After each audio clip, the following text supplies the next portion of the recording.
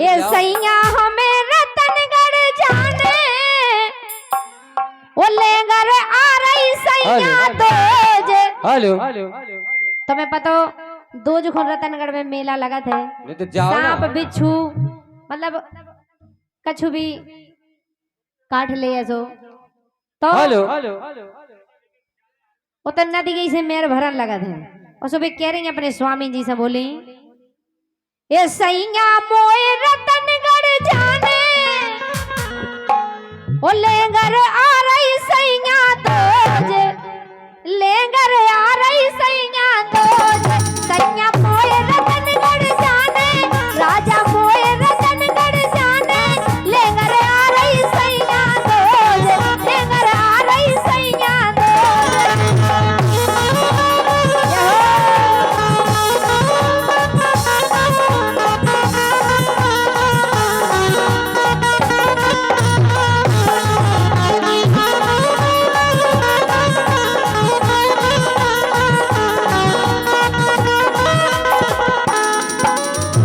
कह रही माँ की मेहमा को जाने ये माँ की मेहमा को जाने मांगे से देत संताने। माँ की मेहमा को जाने मांगे से देत संताने।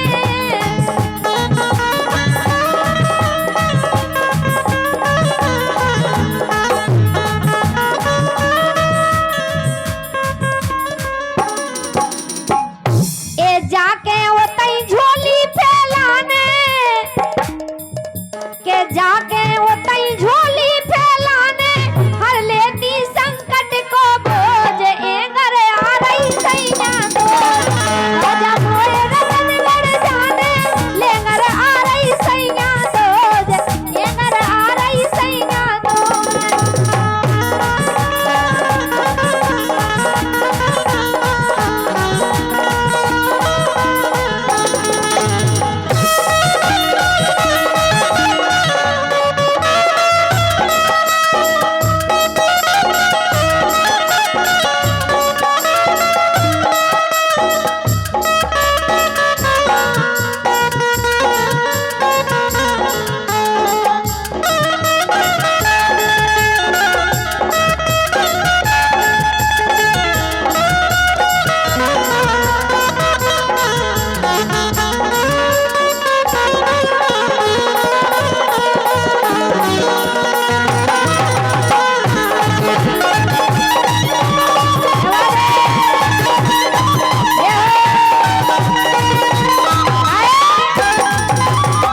और देखो क्या बोली छोड़ो सब घर की उलझन। बड़ी काम धंधा सब छोड़ो जो तो जिंदगी भर लगो रहने। छोड़ो छोड़ो सब घर की उलझन चलो माँ के करबू दर्शन।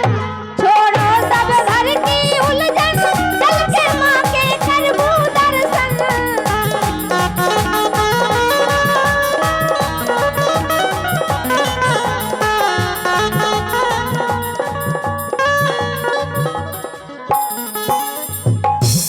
सेवक सफल हो गए जो नर्तन। सेवक के सेवक सफल हो गए जो नर्तन राने काम तो राजा रोज। एंगर आ रही सैया दोज। सैया हमें रतनगढ़ जाने राजा मोए रतनगढ़ जाने नेगर आ रही सैया दोज। एंगर आ रही सैया दोज।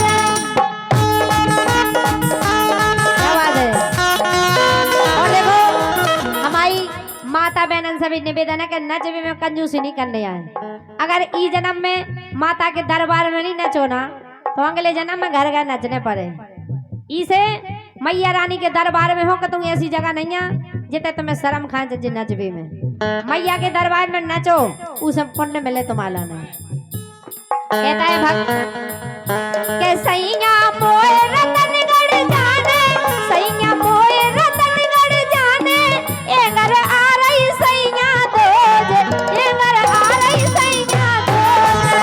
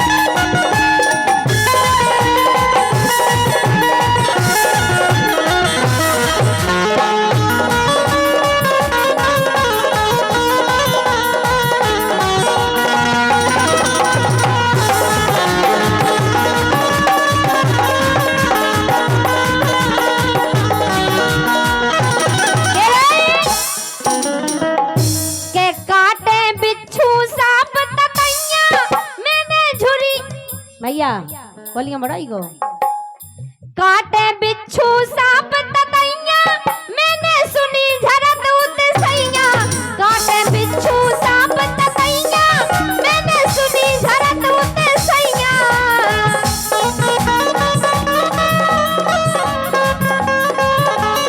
के काटे बिच्छू सांप ततैया मैंने सुनी झरत उते सैया मैंने सुनी झरत उते सैया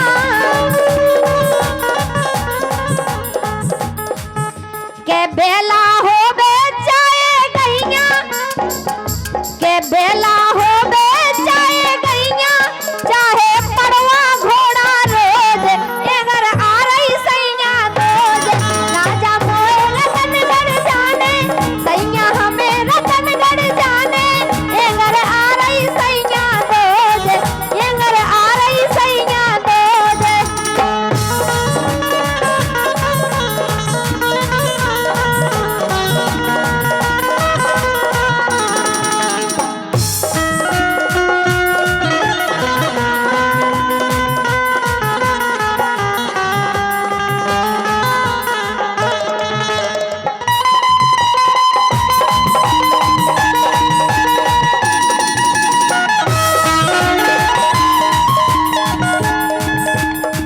और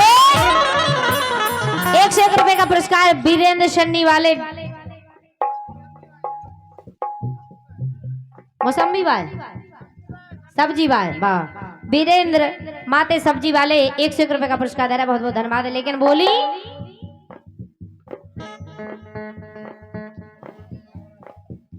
के धरतन सिंह नदी में पेड़ तुरते ही भरन लगत है मेरे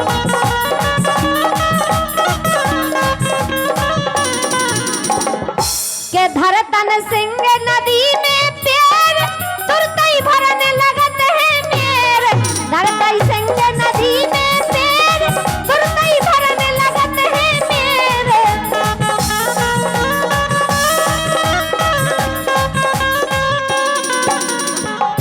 के अपनो हो बेचाए गेर अपनो हो बेचाए गेर करबे उते ना को की खोज एंगर आ रही सैया दो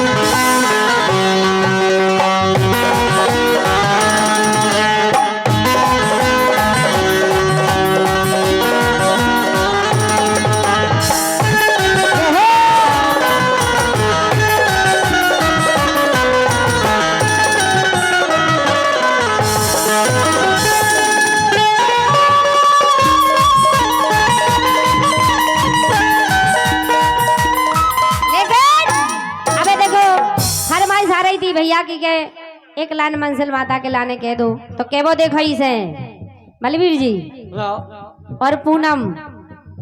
अरे काम काज गाँव भार में, अच्छा ऐसा काम जिंदगी भर लगो रहने, कभी काम से मुक्ति नहीं मिल रही है। इसे काहे इंसान के जब तक हाथ पांव चलत रहना इन वो बूढ़ो हो जाए। कई हमने आदमी ऐसे देखे बूढ़ा पुआगा हाथ पाँव नहीं ढंग से चला फिर भी वे काम कर रहे हैं। इसे कह रहे कि काम तो जिंदगी भर लगो रहने, अब एक काम करो, काम करत रहो तो आदमी स्वस्थ बनो रहे। काम तो जिंदगी भर लगो रहने, काम करो जानी कह रहे, लेकिन हेलो भगवान से भी तनक बोल लगाए रहो। अपन भगवान घुमाना जब तो भी अपन घुमाना। इसे कह रहे सुनो, सही बात। अरे काम काज गाँव भाड़ में पूनम, अरे काम काज गाँव भाड़ में ये चलो मंसूल के दरबार में, काम काज गाँव भाड़ में चलो मंसूल के दरबार में।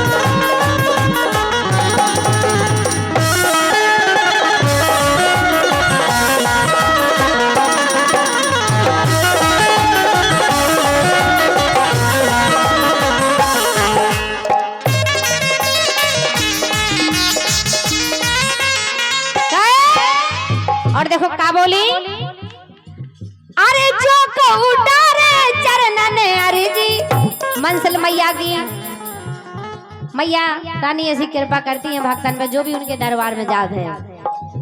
ए जो को डारे चरणन अरे जी, क्या बात। और वास्तव में मंसल माता को नाव बहुत दूर दूर तक है। जब हम इस लाइन में नहीं आए थे, हम गाउत नहीं थे, तो हमने बहुत पहले सुनो तो नाव मंसल माता को, लेकिन हमें जो नहीं है तो पता के माता रानी की ऐसी कृपा हुई है, बताओ कि हम झांसी आ जाए और उन्हीं के बगल में हम आप फ्लोट डरू सेव लेके पेड़ एक मर गया हटी हल्की सी। हाँ बहुत पहले से नाव चल रहा पहले से नाम हाँ। मंसूल माता का हम होते कम से कम 30 साल से कार्यक्रम कर रहे हैं मंसूल माता मंदिर। क्या बात है, हम अभी कई बार होगा है। इसे देखो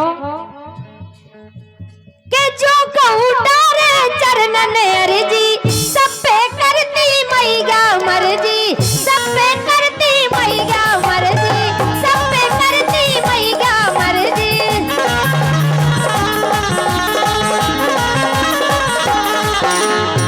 ऐसे सुनो, ए फूल लगा दे डार में, क्या बात है, के फूल लगा दे डार में ये चलो मंजिल के दरबार में, ये फूल लगा दे डार में चलो मंजिल के दरबार में।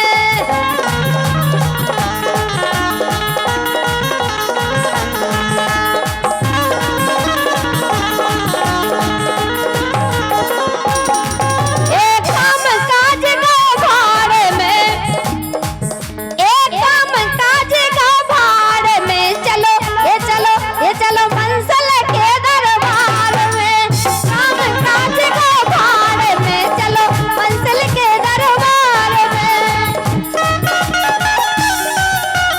जय हो।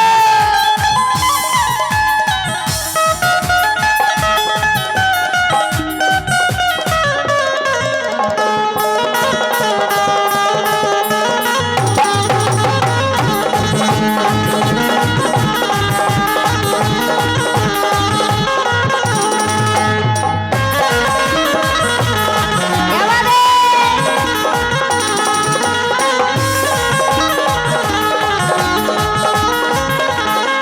ऐसे अब जो ही हमारे मन में भी लगन लगी, हमें भी ऐसे ही लग रहा कि ऐसे ही गोदी में ललना हम भी खिलावे, जैसे हमारी पूनम खिला रही हैं। के मोरे मन बस के कामना, ए मोरे मन बस के कामना, गोदी में दे दे लालना, गोदी में दे दे लालना।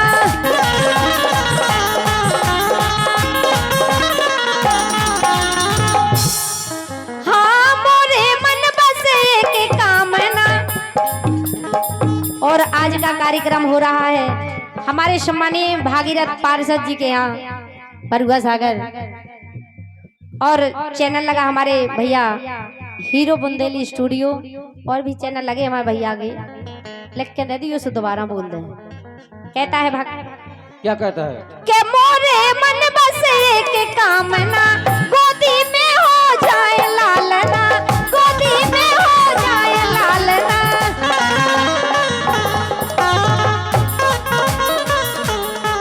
ऐसे सेवक खुशी रवे परिवार में, ये रानी खुशी रवे परिवार में। ऐसे भैया पूनम पूनम खुशी रवे परिवार में, चलो मैया के दरबार में।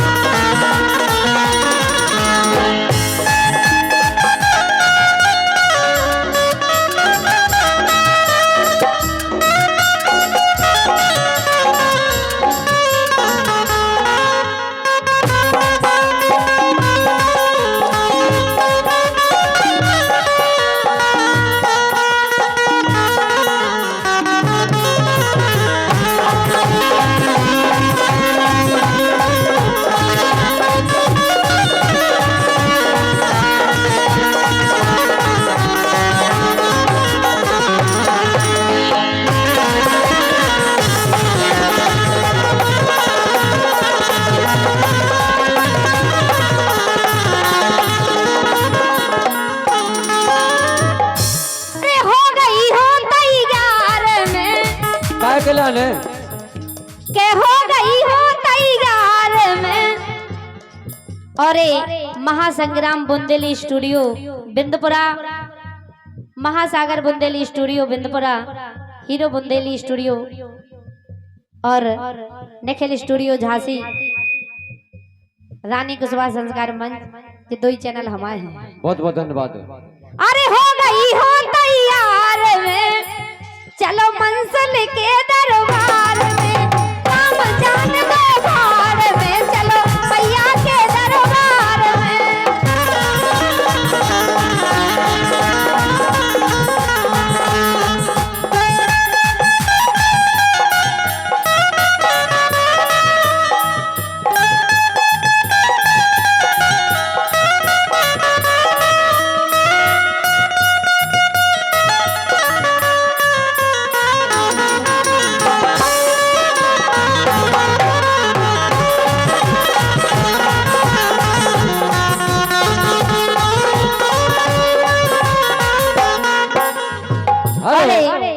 और 50 रुपया का पुरस्कार काशीराम नेताजी और लल्लू कुशवाहा, बहुत बहुत धन्यवाद भैया। काम जान दो भाड़ में, चलो मलसिल के दरबार में इसी लाइन पर खुश होकर के दे रहे हैं। अच्छा ये कोई चाल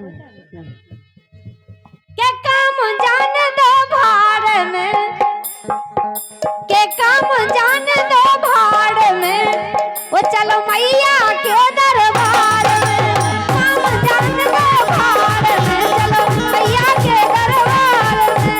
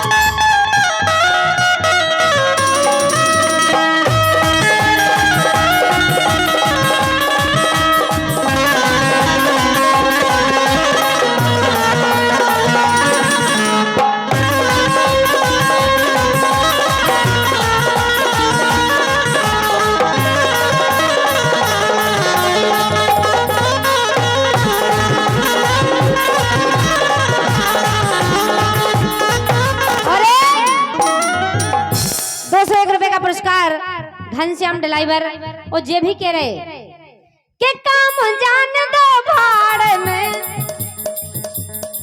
घनश्याम ड्राइवर कह रहे के काम जान दो भाड़ में, चलो मैया के दरबार में।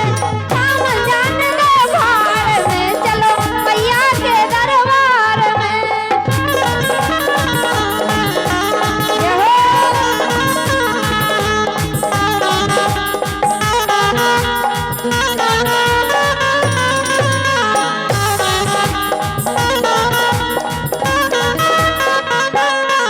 और कहता है भक्त माजी के माँ की महिमा को जाने, ए माँ की महिमा को जाने। मांगे देते हैं बेसंतान, मांगे से दे देते संतान।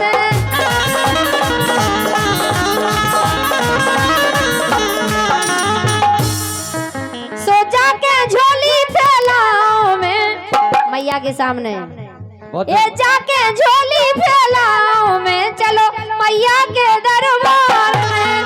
काम जान दो भाड़ में, चलो मैया के दरबार में।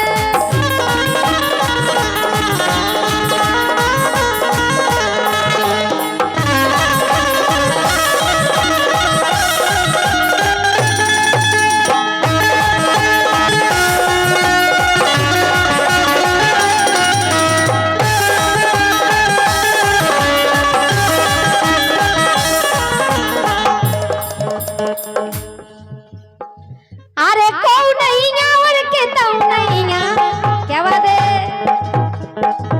ये कौ नहीं और के तौ नहीं, मैया के बराबर कौ नहीं। कौ नहीं और के तौ नहीं, मैया के बराबर कौ नहीं।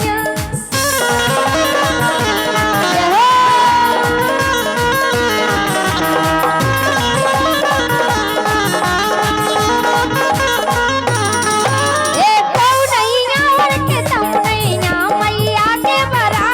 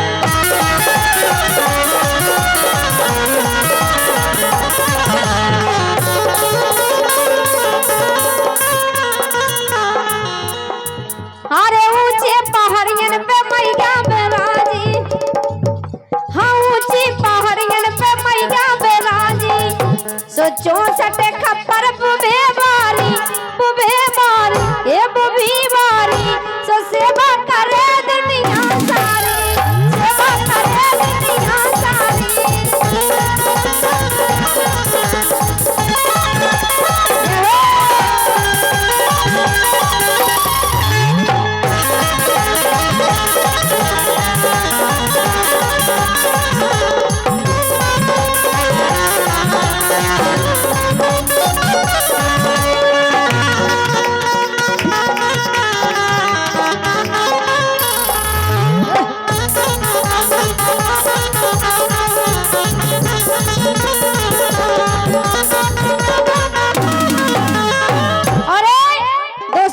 पुरस्कार न्यू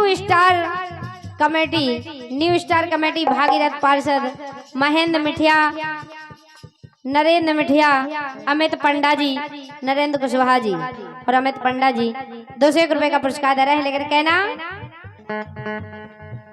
हो माई मोरी पंडा करे तोरी आरती हो माते मैया पंडा करे तोरी आरती हो